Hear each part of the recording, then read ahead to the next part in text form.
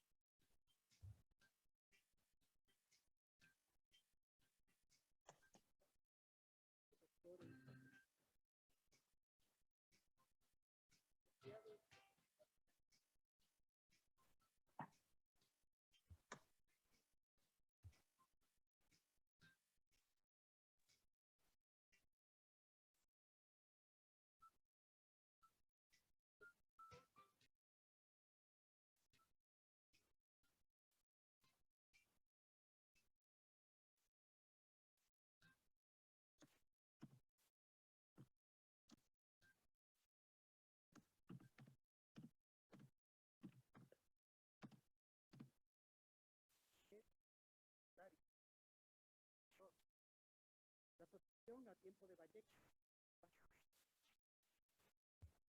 La asociación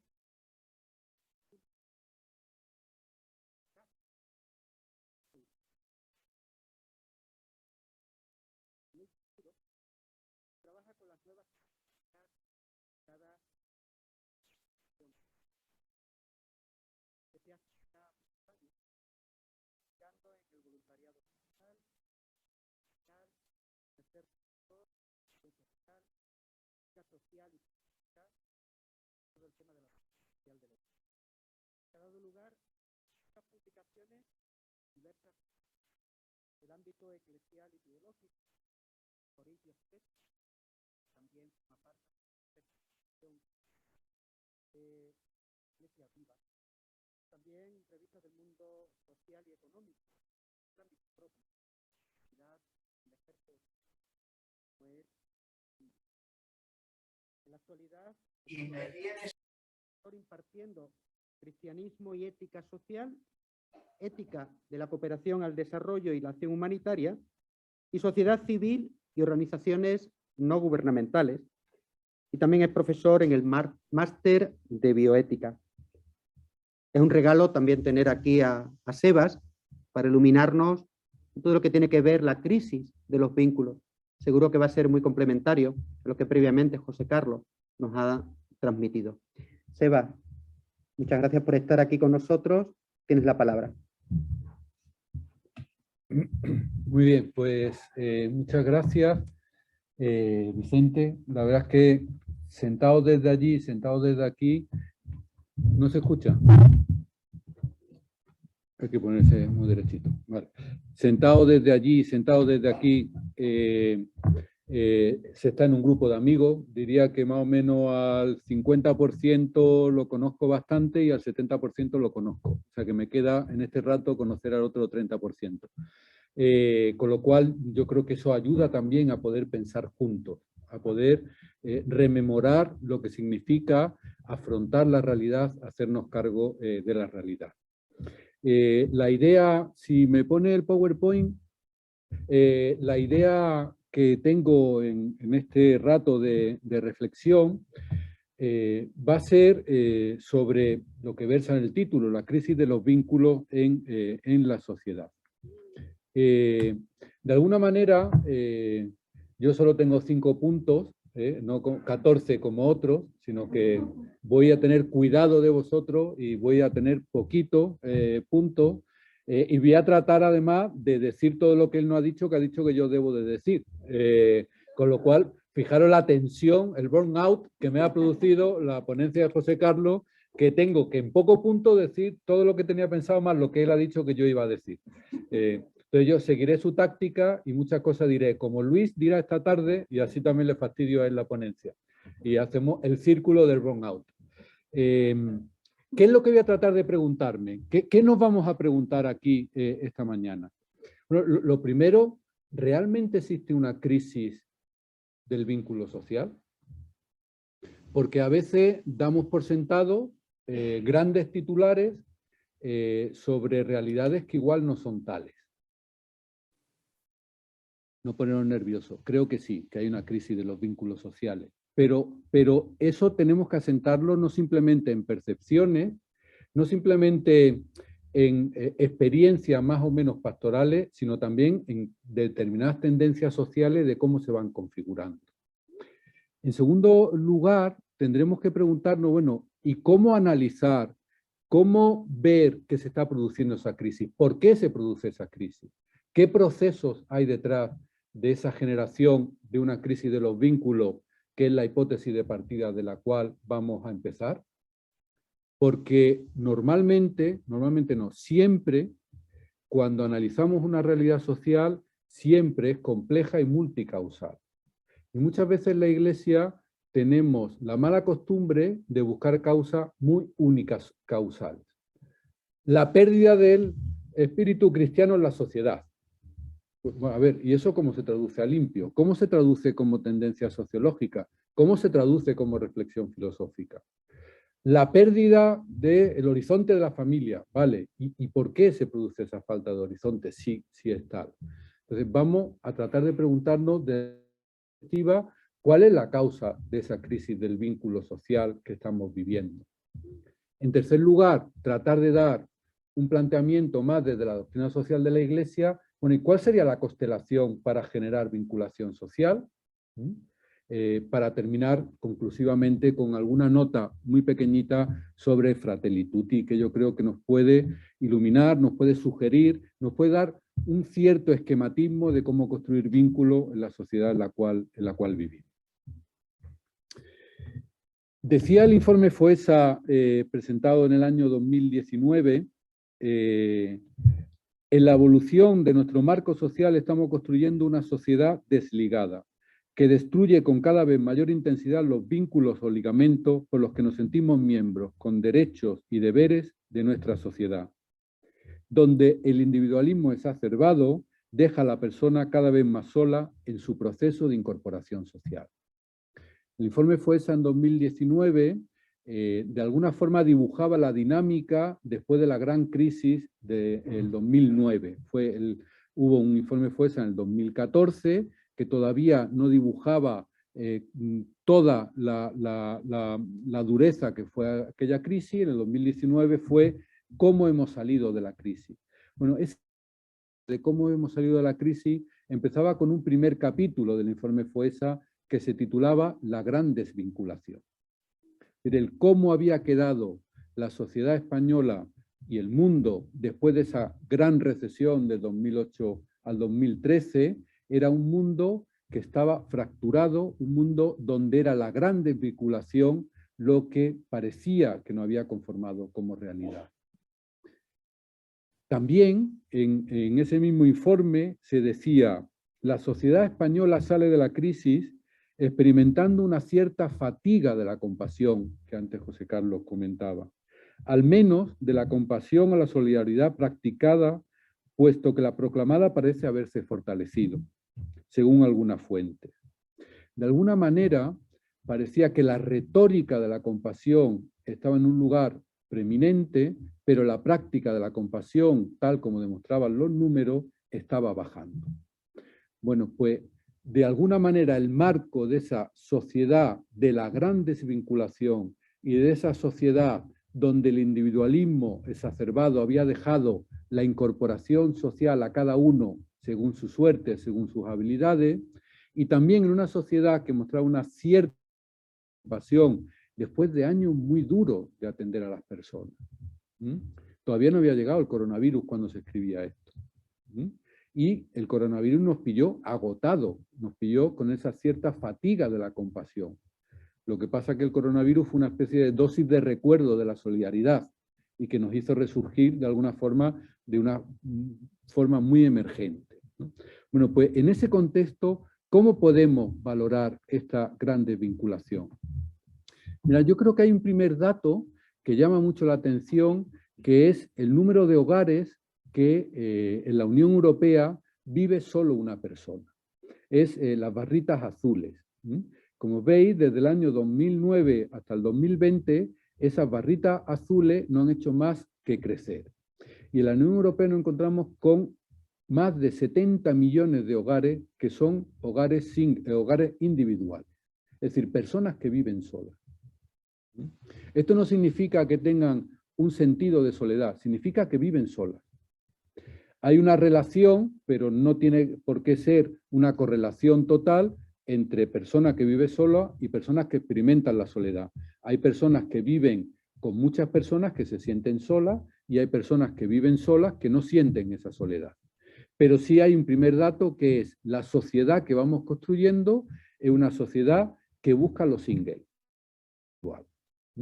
Y podéis decir, bueno, pero eso no pasa en España. Bueno, pues en España también vemos cómo ya prácticamente el 26% de los hogares españoles son hogares individuales. ¿Veis? La barrita azul es el total de hogares, la barrita naranja son personas solas menores de 65 años y la barrita gris, personas mayores de 65 años. Hay más personas menores de 65 años que viven solas que mayores. Lo que pasa es que el impacto del vivir solo de una persona mayor es distinto que el de una persona adulta o adulta mayor. Pero el panorama que tenemos es una sociedad que va eligiendo por voluntad propia o por dinamismo social el que la vida solo, el hogar en soledad, es el que va siendo más elegido. Si a esos casi 5 millones de hogares le sumamos otros 2 millones de hogares que son familias monoparentales, madre que vive con un hijo o padre que vive con un hijo o una hija, pues tenemos ya que prácticamente el 30 y tantos % de la población son hogares muy disminuidos, o bien single o bien hogares monoparentales. Esto representa una nueva forma de vida. Nunca en la historia de la humanidad había habido tantos hogares que fueran individualizados. Y esto es un dato que ya nos da un nuevo modelo de sociedad. Fijaros que unido a esto, a estos hogares single, está toda la economía single alrededor. Hay una gran economía que significa cómo estas personas que viven solas se lo pueden pasar bien. ¿Qué le podemos vender a estas personas que viven solas? ¿Para qué? Para que se lo pasen bien porque viven solas. Y una de las economías con más efervescencia en este momento, tanto desde el punto de vista digital como el punto de vista del turismo, tiene que ver con la economía single. Después vamos a ver algunas otras cuestiones. Bueno, pues yo creo que es un primer dato. Dice, ¿y esto es malo o bueno, Seba? Es un primer dato. Y un primer dato que nos pone encima de la mesa, que es una sociedad que cuando alguno de estos casi 5 millones de hogares tenga una gripe, tenga una diarrea, de principio está solo. De principio. Eso después se puede subsanar o no. Puede tener amigos, puede tener redes familiares, se puede llevar bien con el vecino. Pero de principio, y todos lo hemos experimentado en algún momento, cuando nos pilla solo, algún tipo de enfermedad. Yo creo que de los momentos donde peor yo lo he pasado ha sido cuando he estado de viaje. Recuerdo en Bolivia, en el Potosí, que me dio el mal de altura y yo estaba solo, una diarrea que creía que me iba, y mi problema no era la diarrea, mi problema es que estaba solo. Y recuerdo que llamé a España costándome una pasta para escuchar la voz de mi mujer, porque yo me sentía solo. La diarrea no me importaba que estaba solo. Bueno, pues tenemos 5 millones de hogares que ante una diarrea por mal de altura está solo. Y eso significa un modelo social totalmente distinto. Claro, eso además nos lleva a que esa vivir solo puede incrementar también lo que se llama el sentimiento de soledad. Y una cosa que nos ha traído la pandemia como novedad ha sido el incremento de la soledad en los grupos más jóvenes de edad.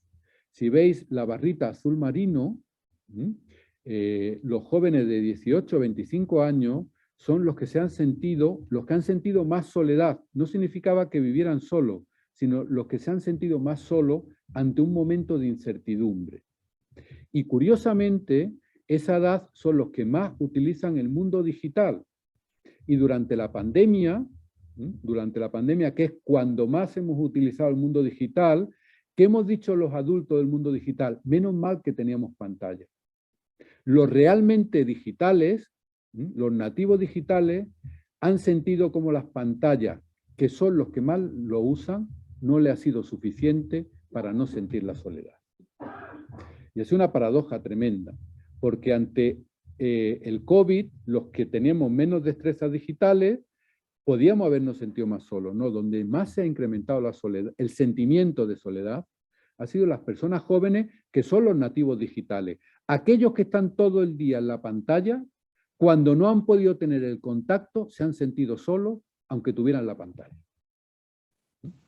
Y eso nos da también otro dato de cómo son las vinculaciones sociales. De hecho, fijaros que durante la pandemia, las personas que vivían solas, cuando la legislación ha prohibido salir, es decir, confinamientos duros como ha sido el español, más del 40% de la población se ha sentido que vive sola, se ha sentido en soledad. Aunque no se puede hablar de una correlación vivir solo, sentimiento de soledad, sí que hay una gran tendencia a que aquellas personas que viven solas tengan una mayor tendencia a sentir la soledad cuando los momentos de incertidumbre arrecian. Y el COVID ha sido un momento que en el laberinto de la vida ha sido un laboratorio de la experiencia.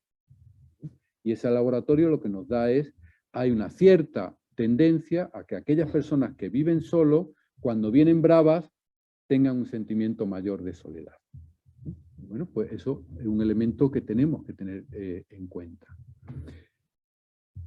En España, el 11% de la población, 11,6% de la población, sufre soledad no deseada. Es decir, se siente solo y no querría estar solo.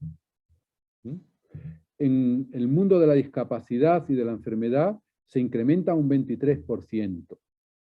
Y durante la pandemia estuvimos cerca del 20% en el sentimiento de soledad. Lo decíamos en el vídeo de inicio, como el sentimiento de soledad correlaciona, por ejemplo, con una peor salud biológica, no solo con una peor salud psicológica, que eso estaba claro desde hacía tiempo. La Unión Europea dice que más de 22.000 millones de euros cuesta la atención a la enfermedad fisiológica de la soledad. Por eso hace años, sabéis que Inglaterra puso un ministerio de la soledad, porque el impacto económico y social que tenía la soledad en el ámbito anglosajón, en concreto en Gran Bretaña, no era solo un problema ético, no era un problema de humanización, no era un problema de cuidado, era un problema económico de primer signo. Muchas veces la política reacciona mucho más a lo económico que a lo humano, ¿no? Bueno, pues ahí tenemos otro elemento. Una sociedad no solo que elige cada vez vivir más en soledad, solo, sino que también se siente más sola, con toda la implicación que tiene estos elementos. Entre otros, psicológicamente, cuando uno siente la soledad, curiosamente hay un comportamiento psicológico que es: yo deseo estar con otros, pero temo a los otros. Es una especie de espiral donde la soledad nos sumerge en la misma soledad. El deseo de no estar solo me encierra en mi estar solo. Y son movimientos paradójicos de desearía estar con otros, pero no me fío de los otros. En la medida que estoy más solo, menos me fío de los otros. Claro, es una pequeña experiencia que hemos tenido todos alguna vez en nuestra vida. Cuando nos hemos quedado una semana solo en casa, para los que tenemos niños esto es como, ¿no?, que te quedas una semana solo en casa, empiezas con mucho énfasis el lunes y el miércoles ya estás en pijama sin haberte duchado ni afeitado y decís: ¿para qué voy a salir? Digo, pues estoy aburrido, ¿pero para qué voy a salir? ya estoy aquí. Bueno, pues eso estructuralmente significa que la soledad nos encierra, nos aísla y nos conflictúa mucho más. En muchos estudios que hay en Estados Unidos hay una correlación directa entre la soledad no deseada y la violencia, por ejemplo, porque son movimientos de signo muy reactivo. Bueno, y dejando el vivir solo y la soledad, ¿qué nos dice la vinculación social o qué nos dicen los procesos económicos de la vinculación social? Bueno, pues lo que nos dice es que los problemas económicos nos hacen erosionar las relaciones sociales. Si veis el cachito que está en rojo, que son las personas en exclusión severa, según el informe FOESA último de análisis del COVID, del 2021, veis cómo todos los parámetros, tanto desde el año 2009 al 2021, especialmente del 2013, 18 y 21, son niveles altísimos de haber deteriorado las relaciones sociales debido a problemas económicos. Es decir, el pobre económico se encierra también en una pobreza relacional. Con lo cual, estamos construyendo un mundo polarizado donde aquellas personas que están en pobreza y en exclusión tienen también un deterioro de las relaciones sociales. Oiga, pero también hay ricos que tienen muy malas relaciones sociales. Sí, claro que sí. Lo que estamos hablando es de tendencias estadísticas. Claro que los ricos también lloran, pero menos. Estadísticamente, por razones económicas y relacionales. Es decir, lo que nos encontramos es que hay una crisis de la vinculación porque las personas en exclusión más severa ven también reducidas sus relaciones sociales. Y como todos sabemos, hay una causalidad directa entre un capital social fuerte y salir de la pobreza, y hay una correlación directa entre un capital social débil y quedar sumido en la pobreza. Cuando se ven los factores para que las personas salgan de la exclusión, la experiencia de Cáritas, Vicente la tiene en el día a día, y la gente que está ahí en el trabajo cotidiano, tocar los aspectos económicos, sino que también hay que contar otros muchos aspectos, entre los cuales también están los relacionales. Es más, muchas veces cuando tocan la clave relacional, el resto se equilibra. Y a veces nos empeñamos en entrar por la clave más material, ¿no? Yo decía que en Cáritas a veces nos equivocamos porque todos tenemos la frase evangélica de no solo de pan vive el hombre, ¿no? Entonces, muchas veces en Cáritas decimos, no solo de pan vive el hombre, hay que la relacionalidad y tal, pero al final acabamos montando panaderías. Bueno, pues hay claves relacionales que son básicas, porque hay una relación directa entre un capital social denso y caer en la pobreza y la exclusión, o un capital social, un capital social débil y caer en la exclusión, y un capital denso y poder salir de la exclusión. Pero si vemos los parámetros de conflicto social y aislamiento, vemos un fenómeno que es muy curioso, que es cómo el aislamiento social casi es el mismo en personas en integración y en exclusión, pero el conflicto social no. Hay un aislamiento social que lleva al conflicto de las personas en exclusión y hay un aislamiento social que no lleva al conflicto social, que puede llevar al conflicto personal o psicológico. Y yo creo que esto es un elemento también muy relevante. Hay una vinculación social que se mide en términos de conflictividad social. Es decir, los vínculos débiles correlacionan con conflicto social. Y por eso una crisis de los vínculos es una crisis también de conflicto social. Pero vamos a otro ámbito, como es el político. Si vemos la participación en el voto político, este es del informe FOESA del 2019, con la encuesta de 2018, si veis la línea de la exclusión severa, casi al 30% de las personas en exclusión severa nunca ha votado. Está absolutamente alejado del mundo político. No está vinculado con el mundo político. Y el mundo político no le hace caso porque los pobres no hacen caso al mundo político, y los pobres no hacen caso al mundo político porque los políticos no le hacen caso. De alguna manera, en los últimos años hay una reflexión muy seria que va del precariado social, de Queen Standing, clásico de los años 90, al precariado político de los años 2000. Es decir, hay personas, como diría el Papa, que son superfluas para el mundo político. No hay una vinculación política de las personas en exclusión. Y esto es un déficit grande de nuestras sociedades. Las personas en integración tienen una participación mayor en el voto y en la política, y las personas más empobrecidas no tienen representación. Nancy Fraser hace años hablaba de que las nuevas políticas no solo tienen que ser de redistribución del dinero, sino también de representación y de reconocimiento. Bueno, los pobres, los excluidos, no están representados. Están desvinculados, forman parte del precariado político de nuestra sociedad.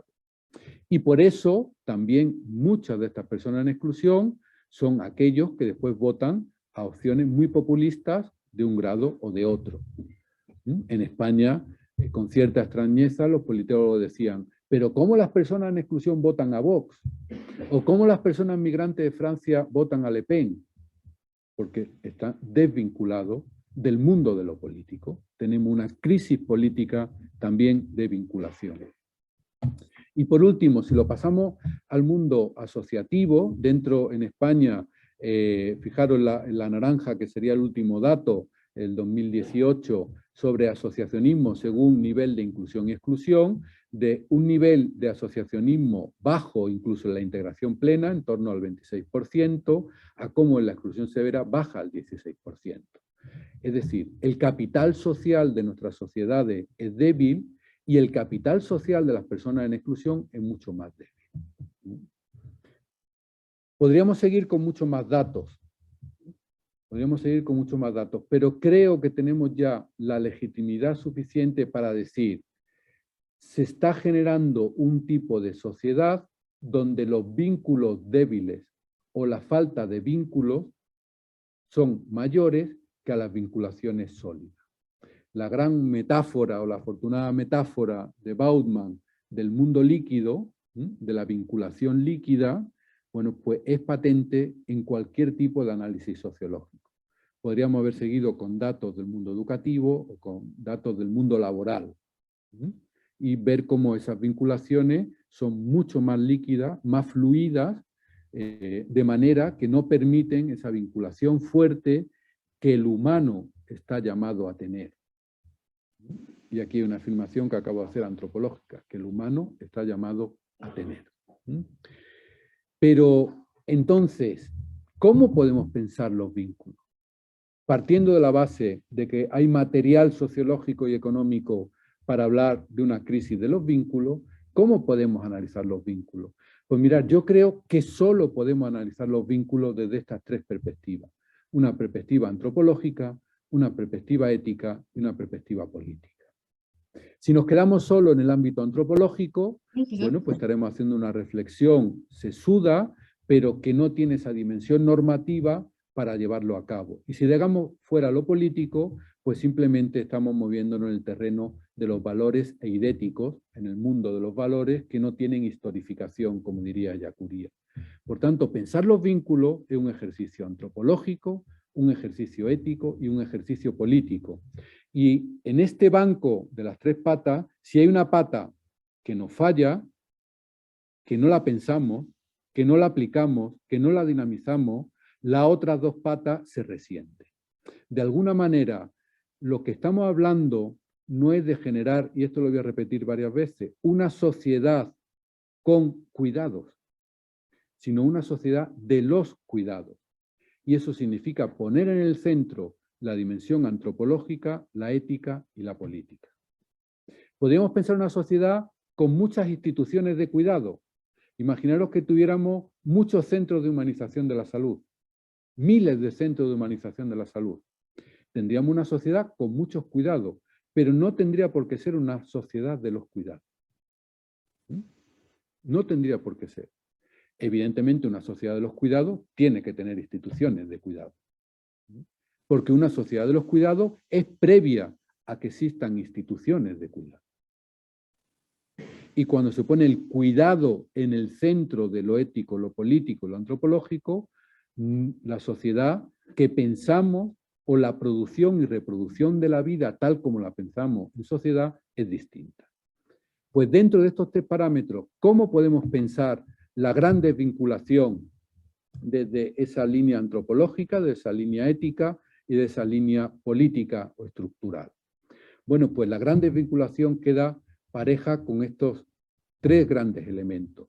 La persona desarraigada, que tanto venimos pensando desde los años 80, especialmente cuando Margaret Thatcher y Ronald Reagan dieron pie a el gran neoliberalismo filosófico y económico del cual todavía seguimos viviendo. Aquella gran frase de Margaret Thatcher de no existe la sociedad, existen solo los individuos, nos dio un personaje típico que era la persona desarraigada de sus vínculos de tradición, de sus vínculos comunitarios, de sus vínculos de valores.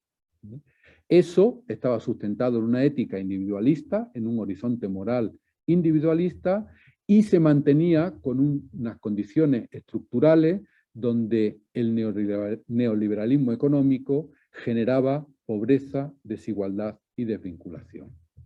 Si esto tratamos de hacer una pequeña reflexión, me voy a parar menos en la parte antropológica y ética, porque lo va a hacer Luis esta tarde, entonces yo me centraré más en lo estructural, pero por dar algunas notas para que después Luis me critique. ¿En qué se basa ese modelo antropológico de la persona desarraigada? Pues yo diría, hemos generado en la modernidad una persona que se ha declarado independiente, autosuficiente y autónoma. Dicho esto en andar por casa, no necesito a los otros para nada. O dicho mejor, porque todos necesitamos a los otros. Dicho mejor, la persona que triunfa es aquella que no necesita a los otros, sino que es autónoma, autosuficiente e independiente. Y la persona que fracasa, la persona que no llega a ese logro, tiene un problema que radica en él mismo. No es un problema estructural, es lo que también decía Bauman, ¿no? Acabamos tratando de aportar soluciones biográficas a problemas estructurales. ¿Qué le decimos al parado de larga duración? Es que no te has formado. Es que no has sido autónomo, independiente y autosuficiente. ¿Qué le decimos al joven que no puede salir de casa? Es que te sacrificas poco. Porque todos los claims de la psicología y la antropología positiva, ¿qué es lo que nos dicen? Si tú quieres, puedes. Esa frase es de las frases que más daño ha hecho en el mundo, ¿eh? Porque cuánta gente conozco yo que quiere y no puede. Hace pocos días hubo mucha gente que quería y no pudo porque lo aplastaron en frontera. Y querían con toda su alma. ¿Y qué es lo que hemos hecho? Una narrativa de la conversión. Ellos son los culpables. Porque todo el que quiere puede. Incluso teológicamente, las teologías de la prosperidad van por estos lares.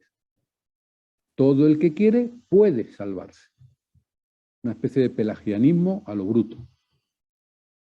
Y uno de los frutos de ese poder tiene que ver también con un calvinismo exagerado, diría yo, porque las riquezas son signo de que has podido y por lo tanto eres sano, eres salvado. Bueno, este es un poco el homus economicus que hemos creado como un ser autónomo, autosuficiente e independiente, que se manifiesta sin duda ninguna en un horizonte ético, en el horizonte del individualismo, donde hay un predominio de la razón instrumental.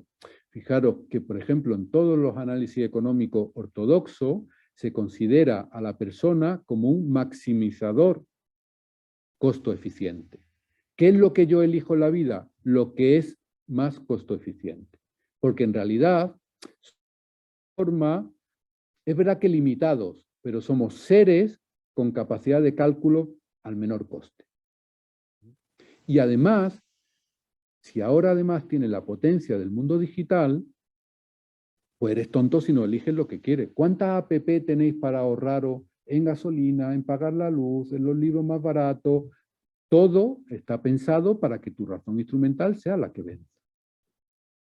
Y eso nos da un nivel de competitividad, porque ya se encarga también la economía de decir que todos los bienes son escasos. Por lo tanto, hay que competir por esos bienes. Esto es muy curioso, pero la ideología de la escasez se ha metido en nuestras venas y hay muchos bienes que no son escasos. Es más, cuanto más se practican, más abundantes son. La solidaridad, la ternura, el cuidado. Pero sin embargo, vemos el mundo como un mundo de escasez. Todo se va a agotar y no todo se agota. La procura, la ayuda, el cuidado, la misericordia es más abundante cuanto más se practica. Pero se nos ha metido ese tipo, tenemos que competir. Incluso, fijaros, esta competencia llega incluso al sector de acción social. Fran, ¿cuánto nos peleamos por una subvención? ¿Cuánto competimos por los New Generation? Porque es que eso es hacer sostenible una organización. No sé si hacerla solidaria, pero sostenible. Eso también nos lleva a un expresivismo emocional. Fijaros que José Carlos hablaba de que no solo la razón, en el sentido del coco cuente, pero no solo la emoción. Cómo gobernar las emociones y cómo emocionar a la razón. Sin embargo, hay un cierto individualismo expresivo donde hay una exacerbación de la voluntad sentimental. ¿Qué es lo que tengo que hacer éticamente? Lo que sienta. ¿Cuántas veces habéis escuchado eso? Y lo que sienta a veces nos lleva a tirarnos por el abismo. Sé lo que sientes. Elige lo que sientes. ¿Te sientes mujer, hombre o medio pensionista? Serlo. Y esto nos conduce a un atomismo.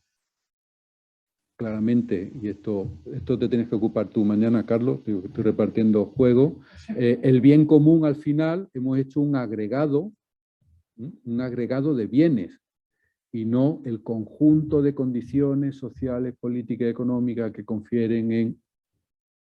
Y al final medimos el bien común, bueno, pues desde un PIB, o medimos el bien común desde el índice de bienestar, o medimos el bien común desde un conjunto de agregados, pero no desde esa visión de conjunto de lo que la tradición católica, la tradición cristiana es el bien común, que es el conjunto de condiciones sociales, políticas, económicas y personales que conducen al desarrollo integral de las personas y de los pueblos. Bueno, pues también nos encontramos con este nivel de condiciones estructurales, que he dicho que es donde más me voy a parar, ¿no? Si tenemos esa visión antropológica, tenemos esa visión del horizonte ético, pero también eso se desarrolla en un mundo. ¿Qué es más importante, Seba? Bueno, es que la clave es que esto funciona como un sistema, porque lo antropológico justifica lo ético, lo estructural conforma lo antropológico. Y al final es una articulación, una constelación que si no hay esa articulación no funciona. Por eso, generar una sociedad de los cuidados, de alguna forma sería ir o desmontar, deconstruir esta sociedad inhóspita de los no cuidados. Y eso significa atender a lo económico, significa atender a las políticas sociales, significa atender a la erosión de las infraestructuras sociales, que luego veremos lo que es, y también afrontar eso que Chulhan llamó el enjambre digital, el mundo digital, que tantas veces hemos citado hoy aquí, ¿no? Pues mirar, ¿cómo vincularnos en una sociedad donde simplemente en España, y según el último FOESA, el 20% más rico comparado con el 20% más pobre incrementó su distancia en más de un 25%? Oiga, hay que vincularse, pero es que estructuralmente nos desvinculan. Es que la desigualdad no ha puesto a cada uno en una orilla del río. Y el río lleva mucha agua y cada vez más difícil de cruzar. Y los puentes que antaños teníamos para cruzar esos ríos se están yendo al garete. Son muy débiles y aparecen y desaparecen. Y el efecto contracíclico de la pobreza y la exclusión nos hace que cuando cae un puente, volver a montar el puente cuesta muchísimos años y además el puente ya no se monta con los metros de anchuras que tenían, sino que son puentes donde ya hay que ir en hilera, porque no cabemos de 3 en 3. O cómo vincularnos si hay un agravamiento de las condiciones de los más débiles, con casi un aumento de 2 puntos del indicador de pobreza relativa severa. Es decir, los más pobres han aumentado en 2 puntos porcentuales su pobreza severa simplemente en 2 años de pandemia. O cómo generar puente cuando hay 11 millones de personas en 2021 en exclusión y de esos 6 millones en exclusión severa, 4 millones en exclusión severa. Claro, podemos hablar del cuidado en general, pero debemos de hablar del cuidado en una sociedad estructuralmente desigual, donde no se vive igual a un lado del arroyo y a otro lado del arroyo, donde las redes sociales son más fuertes a un lado del río que a otro lado del río, donde las instituciones de cuidado están más próximas a un lado del río y al otro. Y si no las tengo, puedo incluso pagarlas. Uno de los hechos que ha pasado durante la pandemia ha sido el crecimiento exponencial de la medicina privada, de los seguros médicos privados. Porque ante la imposibilidad de ser cuidado, ya me pago yo los cuidados. Claro que los cuidados tienen una parte de ternura impagable, intangible, pero tiene una parte también material tangible. Y lo intangible no se da sin lo tangible. No se dan las condiciones. Me preguntaban tus compañeros Camilo, José Carlos, pero usted conoce el Centro San Camilo, el Centro de Humanización. Digo, sí, hombre, mucho. Y si, ¿cómo me lo describiría? Pues diría, creo que es la síntesis perfecta entre una profesionalidad muy intensa, calidad, y una calidez infinita. Calidad y calidez van de la mano, pero hay veces que a estas personas en exclusión severa no le llevamos ni un gramito de calidad, aunque tengamos mucha calidez. Es decir, partimos, como diría el Papa Francisco en Evangelii Gaudium, que queda afectada en la raíz de la pertenencia a la sociedad en la que se vive, pues ya no se está en ella abajo, en la periferia o sin poder, sino que se está fuera. ¿Cómo construir vinculación cuando hay población sobrante, población que está fuera? Ya no es abajo, ya no es en el margen, sino que es fuera. Tenemos que pensar qué economía de los cuidados para que realmente podamos tener una sociedad de los cuidados. Y sin duda ninguna, aquí hay un hecho que diría yo, patente e indignante. Hay gente que está fuera. Pero podemos pensar también el mundo del trabajo. El mundo del trabajo que ha sido clásicamente un ámbito de vinculación y de relación. Un ámbito tan querido también para la Iglesia. Aquí está Fernando de OAC, ¿no? De todo movimiento especializado del mundo del trabajo, ¿no? Bueno, ¿cómo pensar la vinculación en el puesto de trabajo cuando nos vamos encontrando cada vez más con la inmaterialidad del desarrollo del trabajo? Yo pongo ahí, por ejemplo, el incremento del teletrabajo, que incluso se vive muchas veces como una liberación, pues en definitiva es una praxis sin contexto. Y sin contexto no hay vinculación. No nos vinculamos en el aire, sino que nos vinculamos en los contextos. ¿Cómo vivir la vinculación en el mundo de trabajo con el incremento del capitalismo de plataforma, que en definitiva es una praxis sin institución? ¿Cuál es la institución de Uber? Una app. ¿Cuáles son los compañeros? No estamos institucionalizados. ¿Cómo vivir cuando el modelo de empresario es el emprendimiento libertario, es decir, una praxis sin comunidad? El modelo de Steve Jobs, que solo en un garaje creó una gran empresa para hacerse multimillonario. Y estamos viendo cómo hay un montón de políticas activas de empleo. ¿Para qué? No para potenciar la economía social o solidaria, sino para potenciar a aquellos genios. Claro, muy curioso, pero se ha unido el mundo de la estética con el mundo de la economía. Y al que buscamos es al genio esteta que veía Kant en la crítica del juicio, pues lo tenemos en el ámbito de lo económico. Necesitamos al genio de lo económico, que genere una startup, es decir, una empresa rápido, que gane mucho y cierre pronto. ¿Y cómo? Solo, porque los genios actúan solos.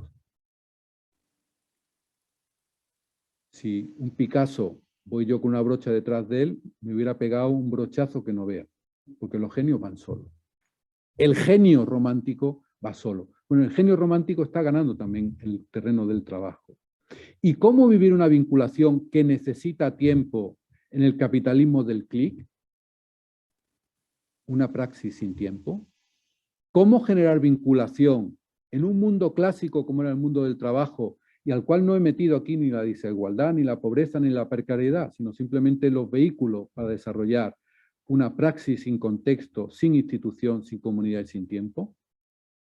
Bueno, pues tenemos que pensar de nuevo la dimensión objetiva y subjetiva del trabajo de labor en el serse. Pues yo creo que sí, porque no nos vale el contexto en el cual se escribió esa encíclica. Pero podemos ir a las políticas sociales.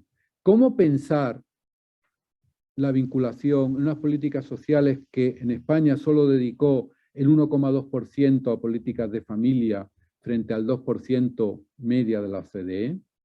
¿O cómo pensar la vinculación social de personas que viven solos cuando un 10% de la población, más de 4,5 millones de personas, viven en viviendas insalubres e inadecuadas? ¿Cómo pensar esa vinculación desde un modelo sociosanitario? De esto sabe más José Carlos y algunos que estáis por aquí, había un compañero de Lares. ¿Cómo pensar cuando el modelo sociosanitario ha hecho crack? Pues necesitamos unas políticas sociales para un nuevo modelo sociosanitario. ¿Cómo pensar la vinculación social cuando las políticas de la juventud, esa juventud denominada por fuerza de las dos crisis, 2009 y 2020, que supera ya a los 2,7 millones de personas en exclusión? Fijaros, por primera vez en la historia en España, en el penúltimo FOESA y en el último FOESA, vemos que ser joven va asociado a mayor pobreza y exclusión. Clásicamente en España los pobres eran los pensionistas, los mayores. La exclusión en España se está cebando con los jóvenes, con las familias monoparentales y fundamentalmente feminizadas. ¿Cómo pensar la vinculación desde ahí? ¿Cómo pensar la vinculación también cuando se han roto las infraestructuras sociales? La infraestructura social es un término de un sociólogo americano, Kinenberg. El libro está traducido al español, se llama Palacios del Pueblo. Es un libro muy bonito de leer. Básicamente lo que viene a decir es lo siguiente: hemos roto todos los espacios públicos de encuentro donde las comunidades ganaban en resiliencia, y cuando desde fuera nos vienen envites sociales y económicos muy fuertes, no estamos preparados para esa resiliencia porque hemos roto los espacios públicos. Incluso los espacios públicos que teníamos los hemos privatizado. Y él dice una cosa que yo creo que en España también lo vivimos. Incluso las parroquias las hemos privatizado. Las parroquias en los años 70, 80, en España fueron lugares antropológicos, lugares públicos de encuentro. Hoy las parroquias no son lugares antropológicos, son lugares celebrativos, litúrgicos y catequéticos. El abuelo de mi mujer, que vivía en El Bierzo, la diócesis de Don Jesús, en Cuatro Vientos, en Ponferrada, pero era de Fuentenueva. Y él decía que a misa había que ir aunque fuera a ver a los amigos, porque era el día que se veía. La parroquia era un lugar antropológico, también de fe. Porque era antropológico, era de fe. Y a veces nos estamos empeñando en quitar a la fe su raigambre antropológica. Y para que haya fe antropológica tiene que haber lugares públicos de encuentro. Mara Ullet hace años escribió aquel libro tan citado de los no lugares, ¿no? Los aeropuertos, los grandes malls, los grandes centros comerciales, eran lugares del anonimato. Ahí no había encuentro. ¿Cómo pensar la vinculación si estamos privatizando incluso los lugares públicos? Pues aquí tenemos una tarea de generar infraestructura social, infraestructura donde el obrero se pueda encontrar, infraestructura donde el joven se pueda encontrar, donde nos podamos encontrar los cristianos, donde nos podamos encontrar los cristianos con los no cristianos, donde de alguna forma, como decía Oberland, generemos terceros lugares que ni son públicos ni son privados, de encuentro, relación y vinculación. Porque no hay vinculación sin encuentro, sin territorio, no hay vinculación sin lugar. Sin lugar. Claro, lo que pasa es que el mundo digital nos ha fastidiado un poco esto del lugar. A ver, Seba, llevas diciendo que el lugar, el texto es básico, y ahora lo digital no tiene contexto. De alguna forma lo digital rompe las categorías clásicas del pensamiento antropológico. Ha suprimido el espacio y el tiempo. Las categorías del entendimiento kantiano se han ido a freír. Ya el espacio y el tiempo se han roto. Todo puede ser instantáneo en cualquier lugar del mundo. El pensar antropológico se nos ha roto. De alguna manera, el mundo digital, a mi entender, para la vinculación social es uno de los grandes retos que tenemos. Porque sin duda, el mundo digital puede posibilitar vinculación. Pero el mundo digital puede agotar con una vinculación realmente humana. Y somos poco conscientes de ello. Dice Remedios Safra que desde el mundo digital hemos generado una prolongación deseada del distanciamiento social. Nos quejábamos del distanciamiento social, ahora lo hemos prolongado por deseo. Casi todo lo hacemos digital y no digital. Es más, ya la mayoría de veces lo hacemos digital porque es mucho más barato. Porque puedo estar en zapatilla en casa. Porque además al mundo digital le damos incluso características que no tiene. Por ejemplo, el mundo digital lo pensamos como muy limpio ecológicamente. El mundo digital no es limpio ecológicamente. El uso infinito del mundo digital genera una huella ecológica tremenda, porque utilizan materiales, muchos de ellos muy raros, porque necesita luz. Los grandes servidores de Google gastan muchísimo agua y muchísima luz porque tienen que estar continuamente encendido y continuamente refrigerado. Porque todo el mundo del blockchain y todo el mundo de las cibermonedas significa tener cantidad de elementos de hard puestos en relieve gastando. No. La huella ecológica del mundo digital es bastante más severa del que nos pensamos, pero le hemos dado una especie de aura de religión digital. La nueva religión en lo digital. Es más, vivimos, a mi entender, en la herejía del gnosticismo digital. Esa es la nueva herejía. Que incluso en el mundo de lo religioso lo llevamos. Algunos lo he contado, pero hace unos meses me decía una señora, yo ya no voy a ir más a misa. Yo ya siento la misa por la tele pequeña que me ha comprado mi hijo, era una tablet. Y me decía, si cojo un poco de vino y de pan y lo acerco mucho, ¿algo le llega o no? Eso es gnosticismo. Eso es gnosticismo digital. Pero es que lo hemos potenciado, ¿eh? Y ahora nos damos cuenta que nuestras parroquias han quedado a la mitad. Y a veces vivimos, y muchas veces en muchas charlas de las que yo voy, no hay tanta, hoy hay mucha gente, para lo que suele haber, hoy hemos llenado, Digo, debe ser por José Carlos, porque yo lleno poco últimamente, pero fijaros, es curioso, empezamos pidiendo perdón por los pocos que estamos y decimos después, pero hay mucha gente conectada. Y decimos, ah, qué bien. Vale, pues muy bien, mucha gente conectada, me parece muy bien, enhorabuena. Y estábamos convocados, ¿no? Bueno, porque el mundo digital, fijaros, es la vida en presente continuo, en la continua aceleración del tiempo. José Carlos, ¿cómo cuidar sin tiempo? Mi padre, cuando llegaba yo del colegio que había cateado un examen porque no había estudiado, me decía, ¿qué tal, Seba? ¿Qué tal el examen? Yo, mal, papá. Y me decía, el tiempo no perdona lo que se hace sin él. El tiempo no perdona lo que se hace sin él. El tiempo de los cuidados significa encontrarse con el aroma del tiempo, significa perder el tiempo. Y vivimos en una sociedad donde lo que queremos es ganar tiempo para hacer más cosas en menos unidad de tiempo. La teoría de la aceleración de Helmut Rosa, un libro que es muy gordo y un poco pesado, pero recomiendo a todos, es la teoría de la resonancia de Helmut Rosa, porque da claves muy interesantes de lo que es la vinculación social. Él dice que hemos hecho un mundo donde no es posible resonar porque no tenemos tiempo para ello. Vamos tan corriendo, esto lo dice el Papa muchas veces cuando habla de la rapidación del mundo.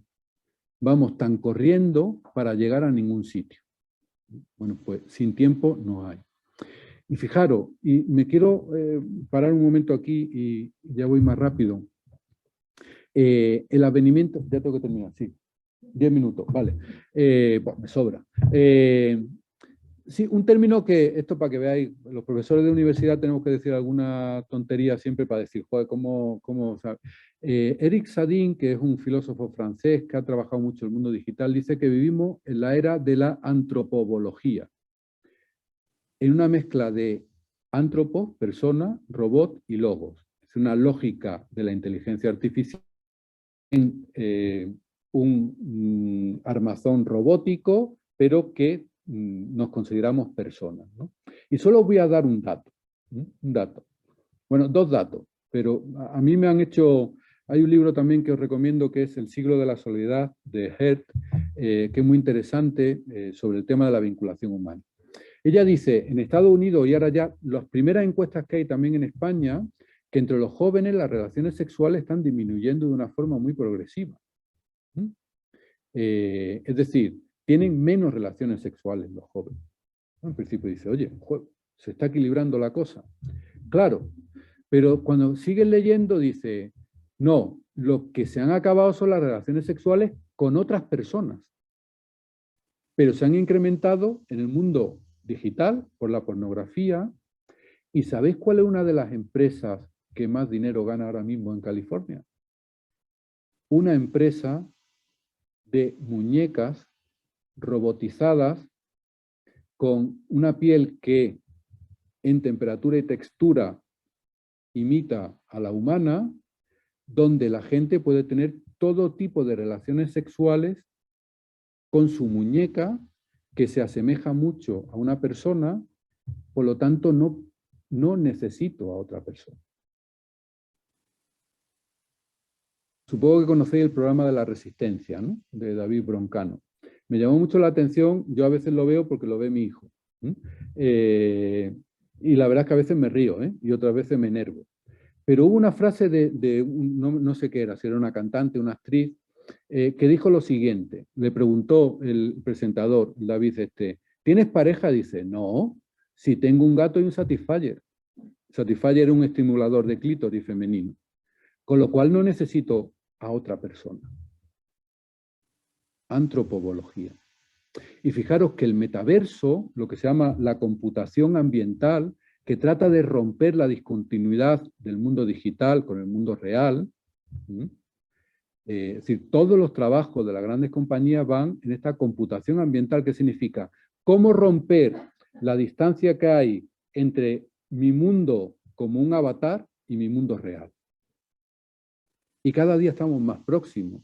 Y en el metaverso yo me puedo casar, yo puedo comprarme ropa, yo puedo robar, yo puedo matar, yo puedo ser un pedófilo, porque estamos en un mundo no mundo, pero que se vive con esa condición. Sin duda hay un reto muy grande, porque no voy a ser yo quien renuncie al mundo digital, pero hay una gran diferencia del uso de la tecnología tal como lo hemos vivido hasta ahora al mundo de la tecnología del mundo digital. Y es que la tecnología nosotros la usábamos como un instrumento, por eso el bien o el mal uso de la tecnología venía dado por si utilizo un martillo para clavar un clavo, es un buen uso, si utilizo el martillo para darle a Vicente en la cabeza, un mal uso. Pero el mundo digital ya no está fuera de nosotros como un instrumento. Nosotros somos el mundo digital.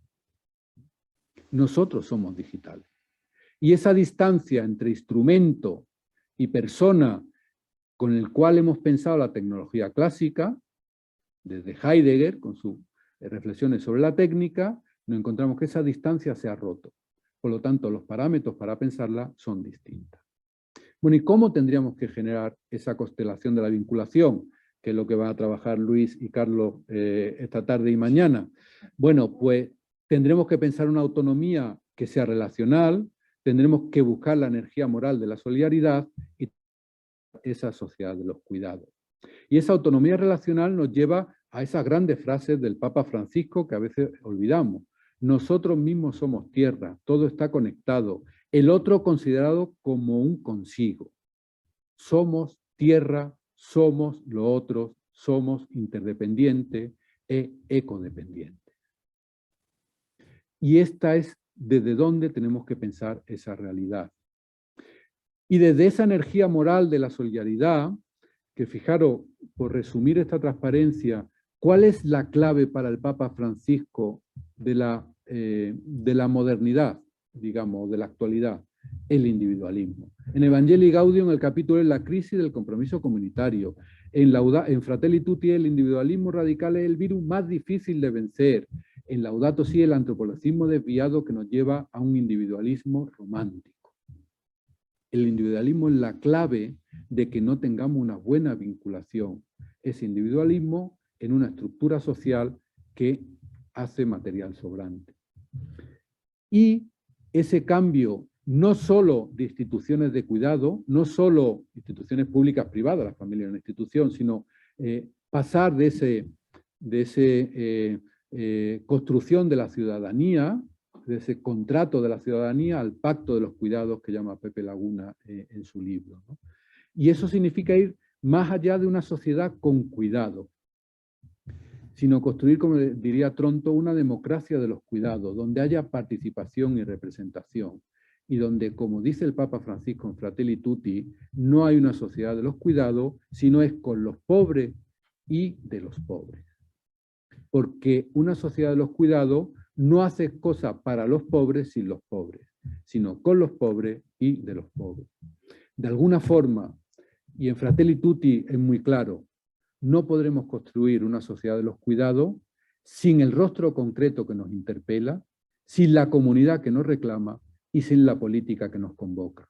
El único itinerario para generar vinculación tiene que ver con ese buen samaritano que ve las cunetas de la vida, que se alía con otros para generar comunidad ética y que por esa vivencia, por esa indignación de la injusticia de los costados de la vida, se introduce en el mundo de lo político, la más alta caridad, como decía Benedicto XVI.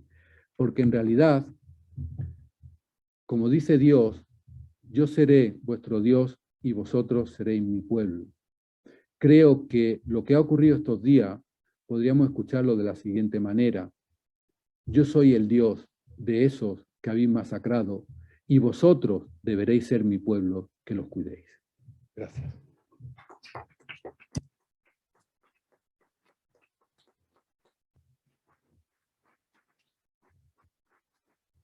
Muchas gracias, Eva, por ponernos eso, ante este panorama y ofrecernos claves para la vinculación, ¿verdad? Frente a la ideología de la desvinculación, la necesaria revinculación. Bueno, pues tenemos ahora como 10 minutos para quien quiera formular una pregunta, tanto de forma online como los aquí presentes. Ha levantado la mano por ahí. Íñigo, por favor. Sí, no. Para que te escuche lo digital. Mejor el micro, sí.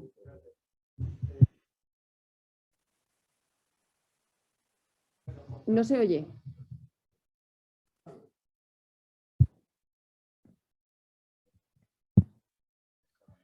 Sí, al principio hablabas con datos de este crecimiento de la soledad y del modelo social que estábamos acostumbrados, de los vínculos.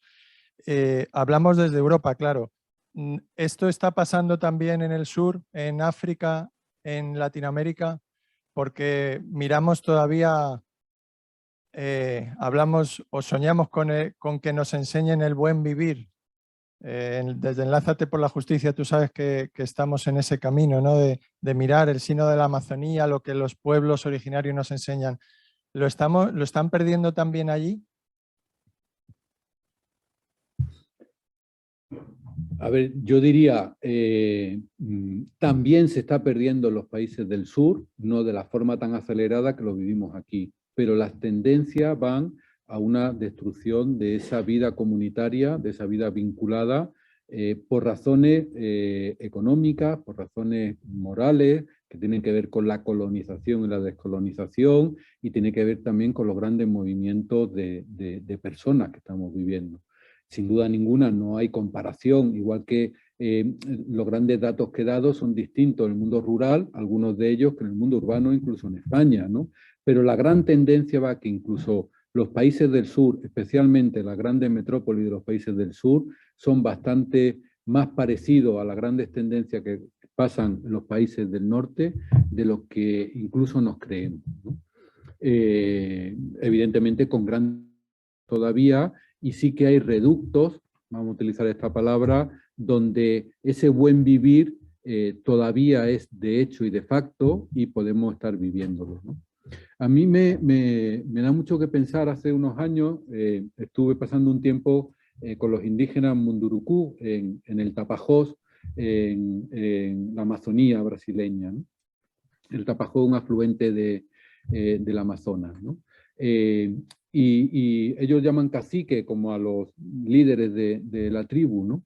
Y me decía, el gran problema que tenemos, estaba en un momento de lucha contra una hidroeléctrica que estaba parando el río, con el tema de los buscadores de oro que echaban mercurio al río con grandes enfermedades porque ellos comen el pescado, estaban teniendo grandes problemas de cánceres con respecto a la ingesta de mercurio. Yo me creía que me iba a contestar en esa línea. O sea, el gran problema que tenemos es que se nos está rompiendo el pueblo. El pueblo ya no es lo que era. Traduzco, no me dijo esto, pero lo traduzco. Y me decía, y el gran peligro, y se metió la mano en el bolsillo, es este, y se sacó un teléfono móvil. Dice, este es el gran peligro. De una forma, los jóvenes Mundurucú van a ser menos Mundurucú, ¿no? Bueno, yo creo que esa tendencia está en el mundo, evidentemente en un grado mucho menor al que podemos vivir aquí, y seguramente estamos en un momento, en un cambio de época, en una metamorfosis social, donde esa revinculación, esa necesaria y casi por necesidad, tendremos que volver a ese espacio de trabajo más en comunidad.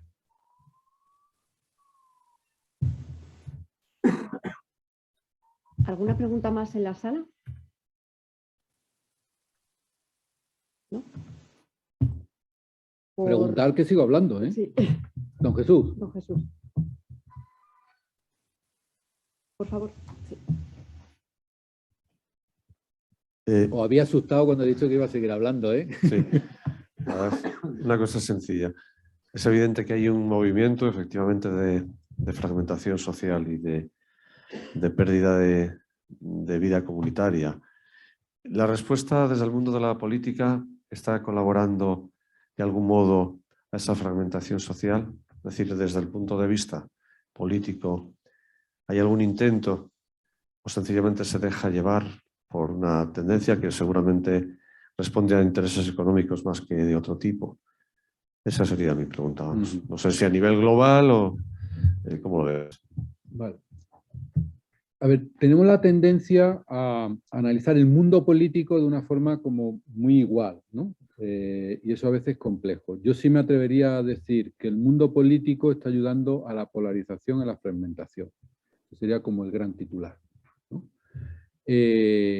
Pero también la ciudadanía estamos ayudando a esa fragmentación, a esa polarización. Y seguramente también las instituciones de iglesia y civiles estamos ayudando a esa polarización, a esa fragmentación. Y ahí cada uno tenemos nuestra responsabilidad. Y dentro de la política yo creo que hay un abanico amplio donde sí que puede haber sectores de personas más que partidos, sectores de personas dentro de partidos que sí que están tratando de trabajar en una línea mucho más comunitaria y mucho más vinculada. ¿Qué es lo que ocurre? Pues mira, yo me atrevería a decir que muchas de las cuestiones, si yo cito aquí algunas alternativas, todos votaríamos que sí. Si yo dijera, pues eso lo defiende el partido de no sé quién, todos dirían, ah, no, eso no. ¿A qué lo diríamos? Por ejemplo, las grandes propuestas de vinculación comunitaria en barrio, las grandes, las hipermanzanas, ¿cómo se llaman? Las supermanzanas, ¿vale? Que están estudiados en el mundo entero. Si yo te dijera, solo que ha potenciado la colaboración, diríamos, ah, bueno, eso no. Si lo estudia la Harvard University, es bueno. Ahí también nosotros muchas veces vamos a esa polarización, ¿no? Yo siempre digo, por ejemplo, desde el mundo de la iglesia, digo, por hacer autocrítica, pues, hace falta un diálogo con el feminismo, hace falta generar puentes. Hay muchísimas cosas en las que estamos muy de acuerdo.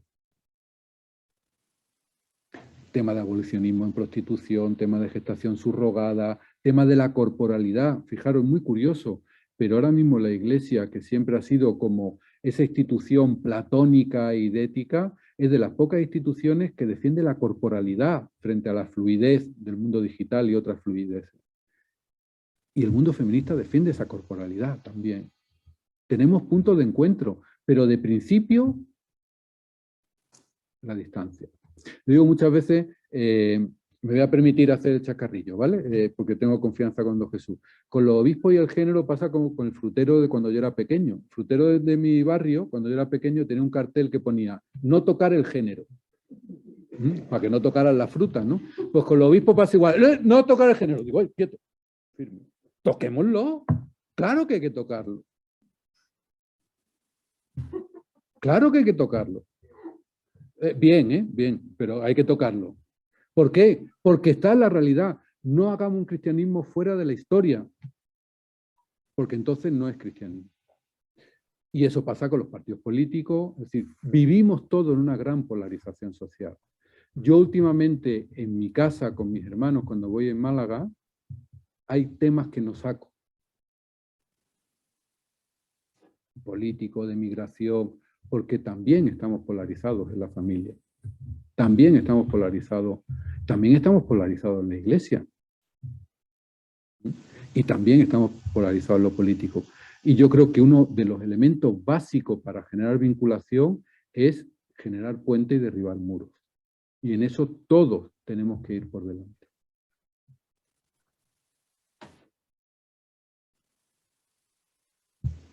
¿Hay alguna, Sebastián, hay alguna reflexión, Sí. no pregunta?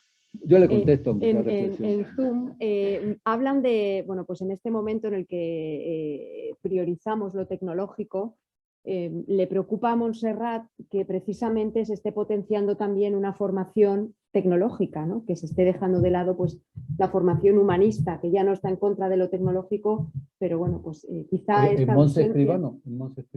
Montserrat es Porrín. Porque es la típica pregunta de Monse. Sí. No está en contra de la digitalización, pero sí de la importancia pues, que se le está dando y dejando a un lado todo eso de pensar, la humanización, la filosofía. Mira, te voy a contestar con un ejemplo. Cuando el confinamiento gordo, claro, suspendimos las clases y todo era online. Cuando terminamos esa experiencia de marzo a final de curso, que fue todo el segundo cuatrimestre, hicimos una pequeña evaluación y mucha gente me preguntaba, oye, ¿qué tal eso de lo digital? Y yo dije, pues mira, los exámenes han salido incluso mejor. Las notas incluso mejor. Es decir, yo creo que he podido ser profesor. No he podido ser maestro. No he podido apasionar a nadie. No he metido a ninguno de los alumnos en ninguna investigación. No me he enterado de lo que pasaba con los alumnos.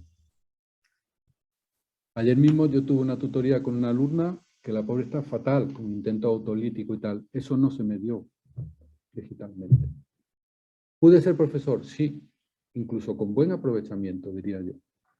En los primeros meses, después ya te agotas, pero en los primeros meses con la energía de hay que sacar esto adelante y todo va a salir bien. Pero yo no pude ser maestro. Y una educación sin maestro nunca puede ser humana.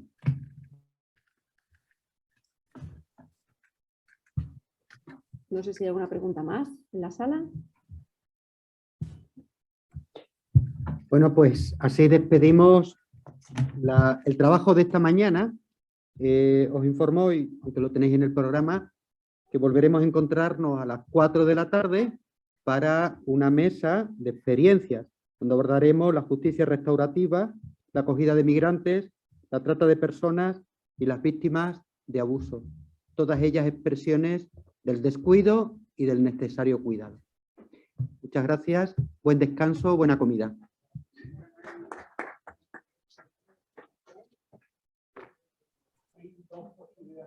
Una